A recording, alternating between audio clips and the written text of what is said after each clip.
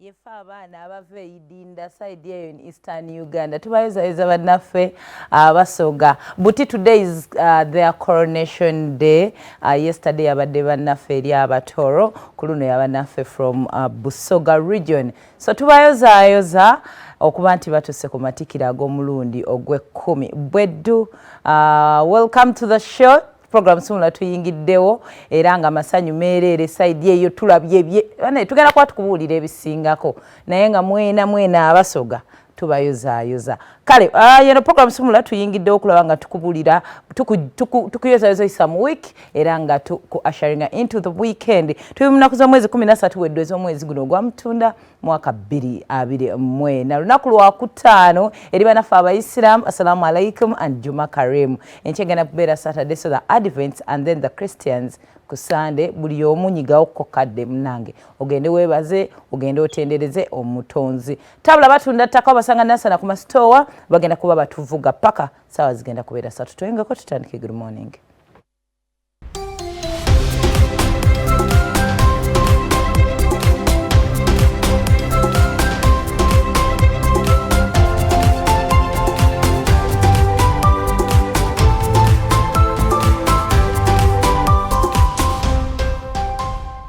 Ngambe hafi Uganda nga aluwetaweta terumugweko nga alunoonya mu Lusoga.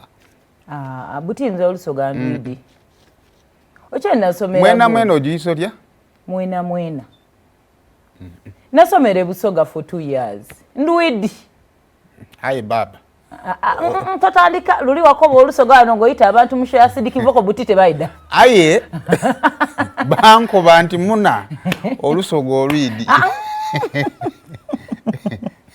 Ayo Olusoga ndwidi. So busomera jinja so ndwidi. Kale bananga banafa kuba nabo mulimu kati abaveeka muli. Waliwo nato kwasagana. Waliwo olukira ddala linogabya do balukinyanga Luswayiri. Manyi waliwo Luswayiri olinganga Oluwalabu. Olinganga Arabic yennyini. Vakuono sasa wammwe. Oli alwogera batunga pano ali mu kwogera Luwalabu. I think also naffe bujjano most especially bogenda ku mikolo egiri traditional kati ng'okwanjula. Abantu bayinza okwogera ebintu. Oba wamwe temwabyanga kulumbe process of okuteekako omusika olumbe. Lwakuba era nawo luli ceremony nnyo. Naye abasoga maybe abagundi banaffe ab'ebuddu be balina ku luganda olwawukanamuko. Nga lukakalimu. N'ebigambo ng'ennyaanya bazita nniina. Lwali lukalubamuko naye tetumanyi tubagonza. So twogera kimu. Banaffe abasoga twagala okubanga twongera okubanga tubayozaayoza. Omanyi omukwano kunze ndowooza gutambula nnyo ku bintu bibiri. First of all, experience. Kabaka wa Buganda ne wobanga obadde tomumanyi engeri abantu gye bamwagalamu owalirizibwa okufining out lwaki bakola ki bamwagala and you end up nawe ng'okola ki omwagadde. Ekyokubiri myaka. Abantu batera nnyo okwagala abantu abalimu myaka gyabwe. Kakati oyinza osanga nti generation eno King Oyo ne Kyabazinga Abamerenio ne ba Zenji Gen Z babanguyira kubanga balinako history eri okumpi nabo.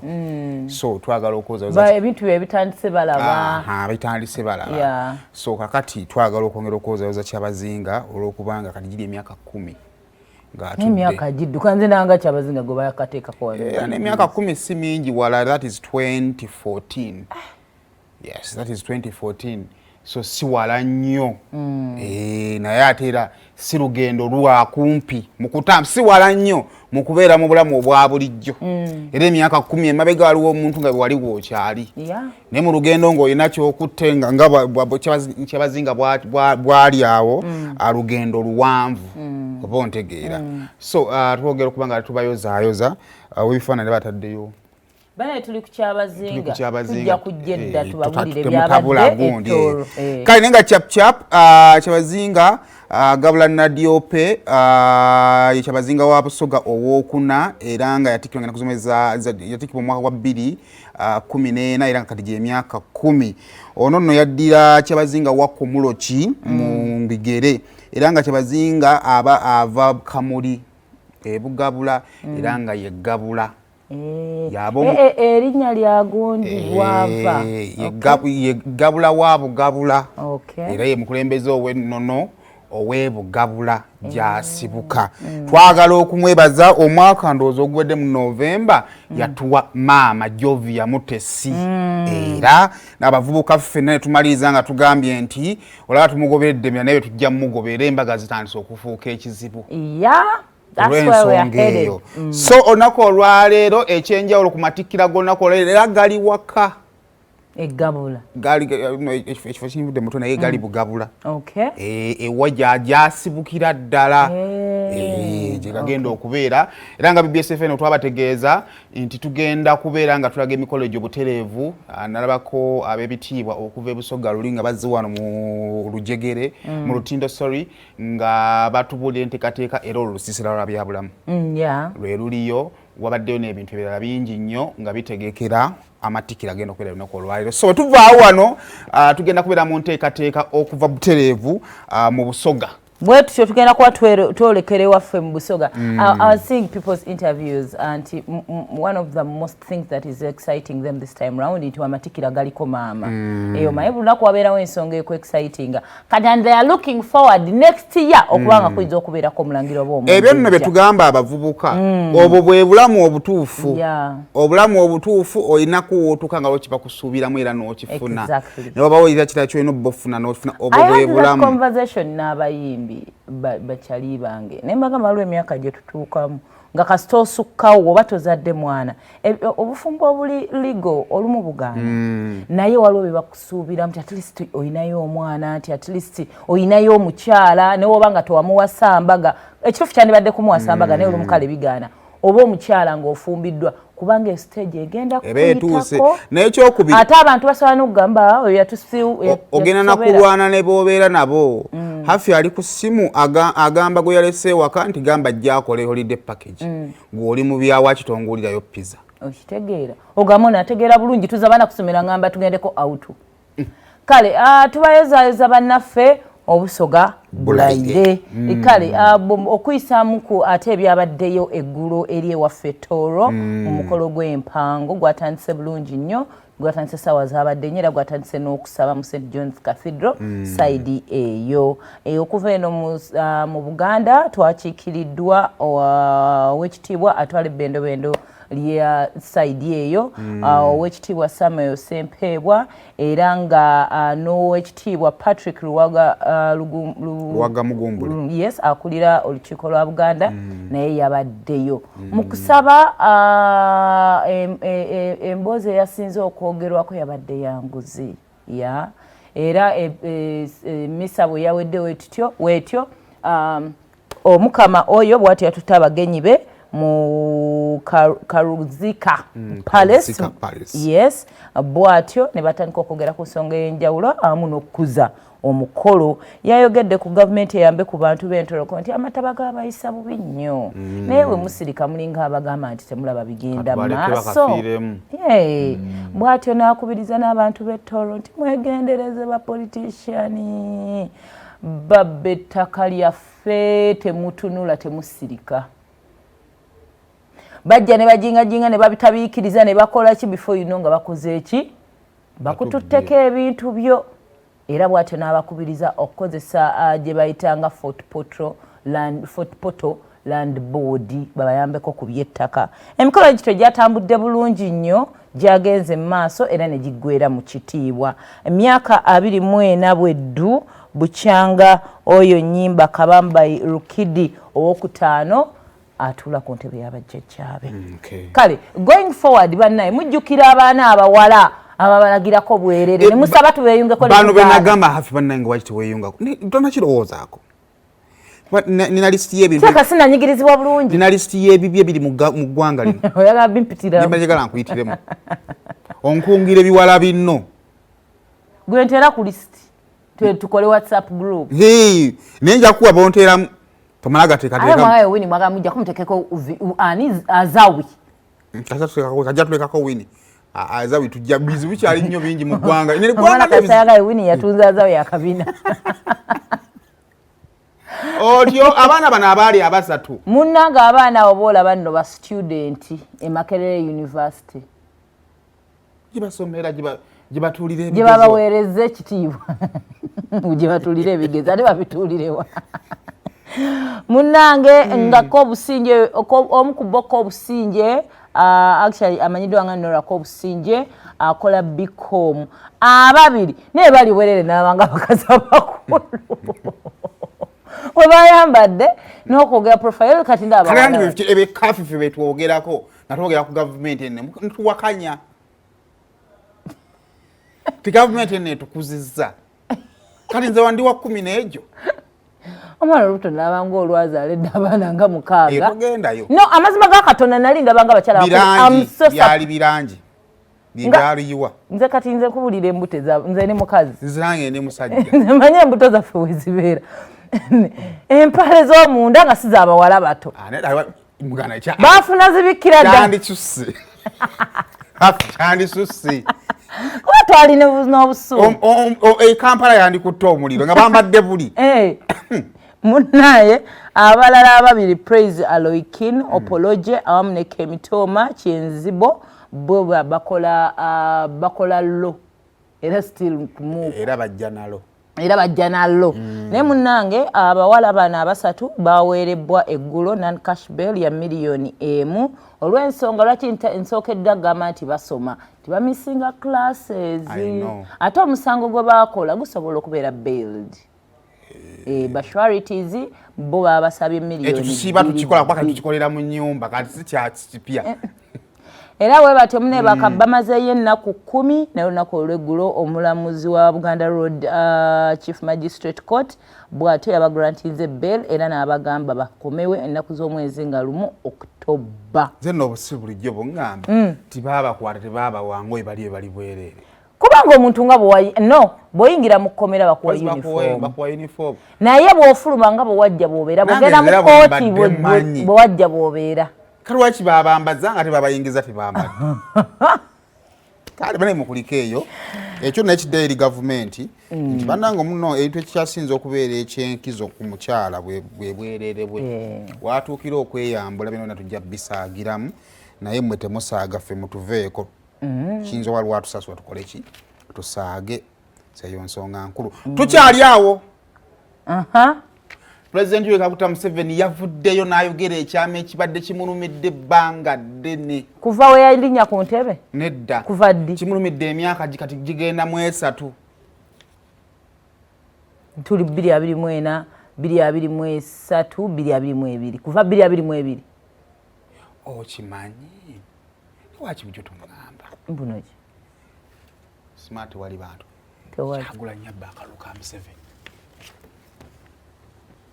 atwanze omwana namulaba obuyayo obumujjudde nga nawagira Kyagulanyi abba akalulu ka Museveni kati lwakigwamu musajja wattu mbavuddemu olaba Museveni nali ngamba nti ono mwana muto oli omukadde ye yamubba abayayi omulasta takule atisa kusuuza byonna byeyakolanga nga omwana yabba akalulu Museveni agamba bw'abanga aba NUP awulira nga abawaayiriza bagende mu kooti alina obujulizi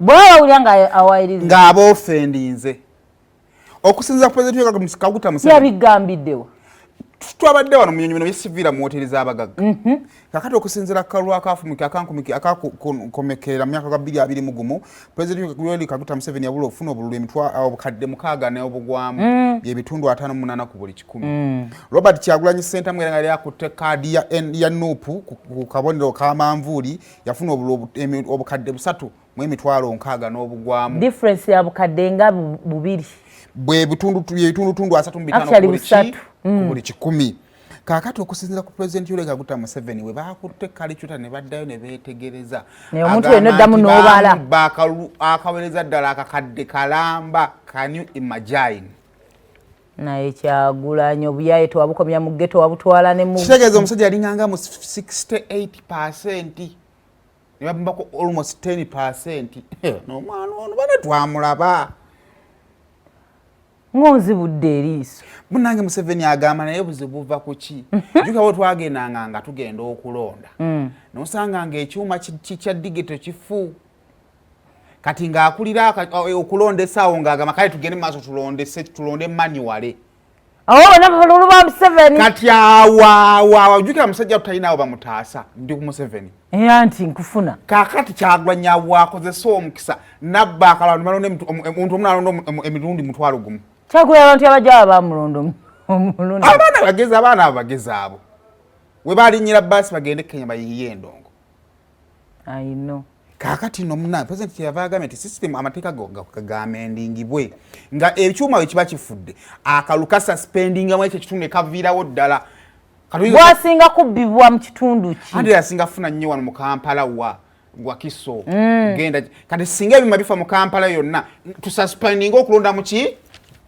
naye era abantu abasinga balondesa mu kyalo gye balonda manual mu kibuga abasinga balonda mu digital money kati ebyo nno naye Ssenyonyi yavuddeyo n'agamba nti ebigambo President Yoweri Kaguta Museveni byayogedde byongera kukaatiriza nti akalulu akaggwa mulimu ebitagenda mu maaso kuba nabo bagamba yababba era nabo balina obukakafu nti yabbira dda era ne bu vidiyo babulina ng'abantu babba oba baali bati kati President nagaye baali Kyagulanyi kakati no naye agamba baali baabwe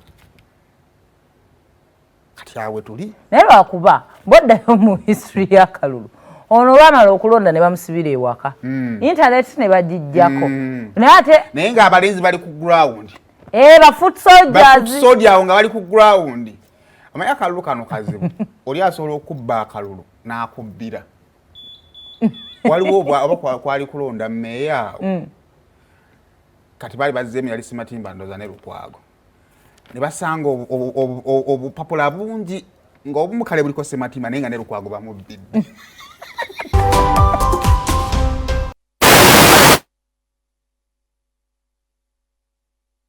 oti ddala mu maaso mu ggwanga muno ey'okubba akalulu era erina okudda tulina okulabisa bulabisa obba otya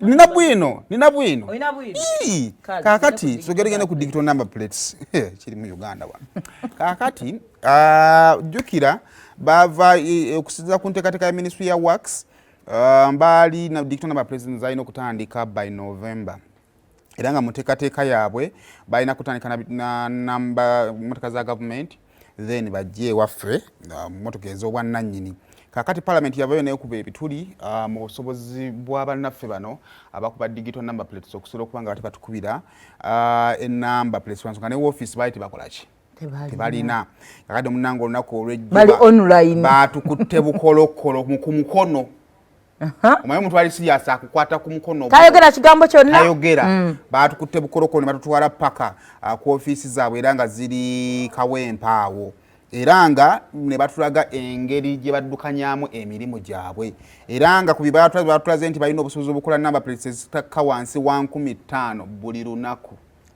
yes era ng'omulimu gukyagenda ddala mu maaso ne batulaga n'engeri gye basengekamu ennamba ez'enjawulo era ez'ebika ebyenjawulo kaakati batulaze nti ng'ovudde ku number plates bali mu kukola bagenda teeka kamera ku kkubo naddala ku bitaala okusobola okulaga abamenyi b'amateeka ku kkubo bagenda kuleeta kamera ezikuba speed like when you're driving past okay jukira abakola bas direct wale mamanya nti yabadde akola ki adduka emu tebinnatandika naye nga biri wakati mu nteekateeka yaabwe okusobola okubanga bafuna enteekateeka eri awamu so ebyo byebimu ku byagenda maaso kugira nga bakolako so digital number plates tebanayimiriza bakyagendera ddala mu maaso fe tubalinze obaddi twabaleka bakole bye baagala munnange Sebunya wootuukidde nga President Museveni yeekabirako ali mu maziga owakana kusinga ensi mpaawo atalikaaba naye yakaabe kikirabika yakaabe byabulungi bamubba akalulu omanyi okubbibwa kiringa ng'oli kujja n'agamba nti hafi essimu yeeyo nkuwamu obukadde 2 n'okizuula nti yabutunza obukadde 10 oyinza owulira ng'ofa ate ne Museveni abadde ekituufu yawangula n'okulayira n'akola ne teyaweza bwe yali alina kuweza bumbaabu buli omu abantu bakyalo nga bagamba omusajja yalina nga 70% afuna ate 50 ki mutabani w'omulimi nga yalaba kumba omwana yasindika ba edimoto